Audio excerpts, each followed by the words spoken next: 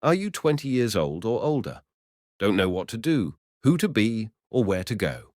The biggest problem for young people is that there are so many opportunities around, but no one knows exactly what to pursue. Especially in 2025, social networks show young people becoming successful at 18, 20 years old, but you don't understand how or why. You're surrounded by comfort and it suits you, but you want to live differently. Travel, play sports, earn well, have a loved one by your side. Today, I'll give you several pieces of advice. What is most important to know at 20, how to find your life's work, how to be happy and enjoy the process. If you apply all this, I promise you'll become more productive, understand what to do, discover what you love, and, most importantly, be happy. Chapter 1. The Identity Laboratory. You're 20 years old. You're young, full of energy and ambition. To know what to do, what you like, you simply need to try. Try yourself in different fields: music, art, sales, work as a sales clerk in a clothing store, etc. Try different things. You don't know what you like or who you want to become because you know nothing about the world and its activities. Don't rush. Don't compare your life to others. Conduct various experiments. Try. Ask questions. Be curious. Please, don't hurry. You have time to try different directions. If you always watch how others achieve success at 18, become millionaires and worry about that, you'll be unhappy. Remember, you are unique. You are the only person who thinks the way you do. There's a law that sounds like this. Mistakes are typical and repeatable, while success is unique for everyone. Using the identity laboratory method, you can find out what you like based on how you feel during each trial. That covers finding your life's work. Now apply experiments to your personal identity. The identity laboratory method is an approach to self-development where you fit on and test different versions of your personality, just as a scientist tests hypotheses in a lab. Think about three key aspects: your internal beliefs, your external life role, and social expectations. How much do these aspects influence your identity? Ask yourself, what beliefs do I hold? Look at life areas needing help. For example, finances, relationships, social connections, health. Choose one area where everything is going poorly. Write down all your beliefs about that area of life. Write what you truly think and feel, not what would be more correct. Usually, if you have problems in one aspect of life, negative beliefs are involved. We get what we believe. For example, you have problems with the opposite sex. Write everything concerning this topic. I can't meet people because I don't trust them. I can't open up. I'm not sociable. These are your beliefs. Change them to positive ones. Maybe it's not that you can't open up, but that you didn't try hard enough to meet people. It's easier to say something didn't work than to try to change it. It's more difficult. The second key aspect is your external role in life. To find your place, don't be afraid to try different things and note your sensations and the results of your actions. Draw conclusions from that and act accordingly.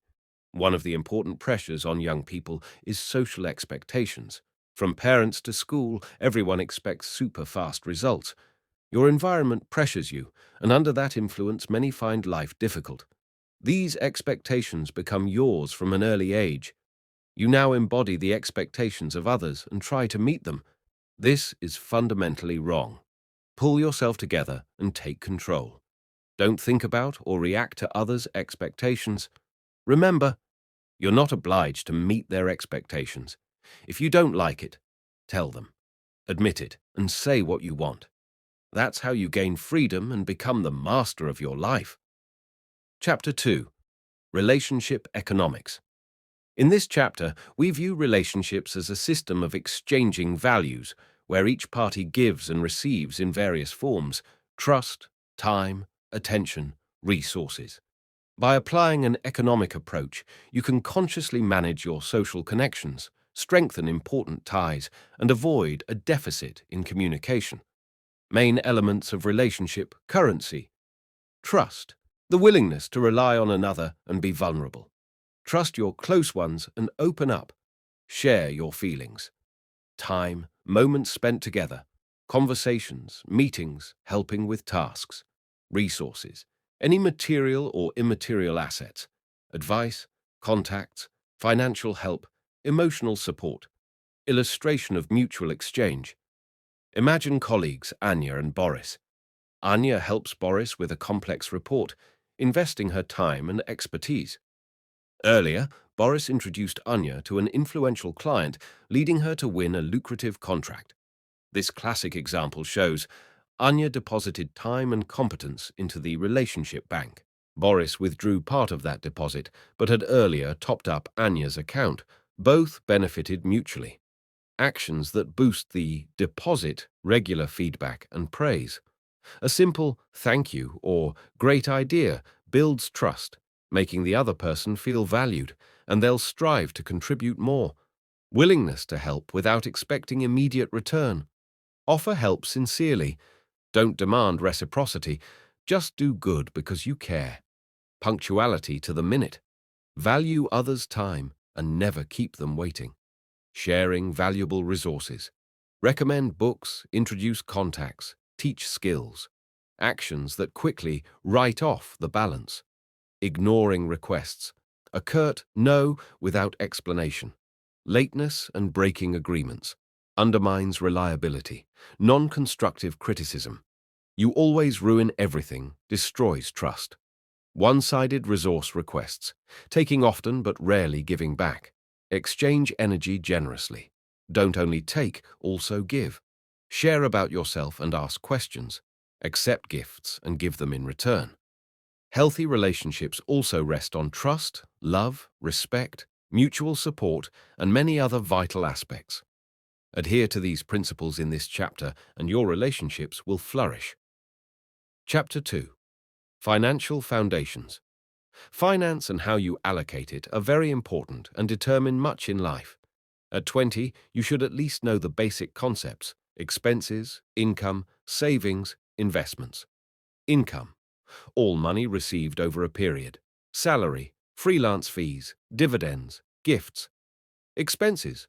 All your spending, fixed, rent, utilities, loans, and variable, food, entertainment, shopping. Savings. The portion of income you consciously set aside and don't spend immediately. Investments, using savings to generate additional income in the future. Stocks, bonds, real estate, education. At 20, I'd recommend looking for new ways to earn money online and working in that field. Today, young people have many earning opportunities to live well. Keep a diary of your income and expenditures. Think about how to increase your income and explore methods to do so. Use financial allocation methods such as 10-50-40 : 10% of your income you save until a large sum accumulates, then use it to grow income or start a new venture. 50% you spend on yourself, purchases, food, clothing. 40% you leave for personal development, sports, valuable courses, even dates if you have a partner. Everyone's needs differ. The main point is to keep records. Wise spending at 20 gives you powerful growth in the future. Chapter 3. The Long Game. Why you need a long-term horizon. It lets you harness the compound effect. Small, repeated actions, daily or yearly, yield cumulative results unattainable by one-off efforts. It removes excessive focus on short-term fluctuations, financial markets, moods, external circumstances. At 20, you can work on one project for 2 to 3 years and develop it gradually. Yes, initially you won't see results, and it may feel like you're doing nothing. But give it time. After 4 to 6 months, your efforts start to pay off, while those who abandon the project remain at the same level. If you focus for a year on building income streams, exercising, and launching a business, in a year you'll transform your life 180 degrees. People without long-term plans stay stuck and lament another wasted year. Typical early-stage mistakes at 20: short-term panic, selling assets at a downturn, crystallizing losses instead of waiting for recovery. Example: in the 2008 crisis, many sold stocks after a 30% drop, though the S&P 500 returned to pre-crisis levels in about 4 years. Lack of vision, quitting language learning or online courses after a month due to no progress.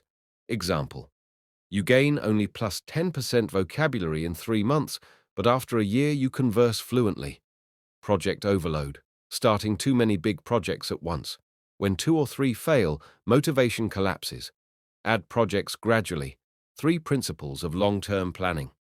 Patience. True changes take time. Example: an investor saving $100 monthly into index funds can accumulate over $20,000 in 10 years at 7% annual return. Adaptation. Test hypotheses and adjust strategy when new data emerge. Example: a startup launches an MVP, gathers feedback, then refines its roadmap instead of blindly following the initial plan. Regular goal review. Reassess priorities to avoid getting stuck on obsolete tasks. Example: quarterly goal audits to see what works, what's outdated, and adjust the next quarter's plan. Conclusion: by applying these tips at 20, you'll be several steps ahead of your peers. You'll find a new job, earn more money, and start a venture you'll pursue for years. You'll lead a full life filled with success, fortune, love, and happiness. If this was helpful, like, subscribe, and share in the comments which step you'll start today. See you in a week with another tool for your best self. Let's make 2025 count.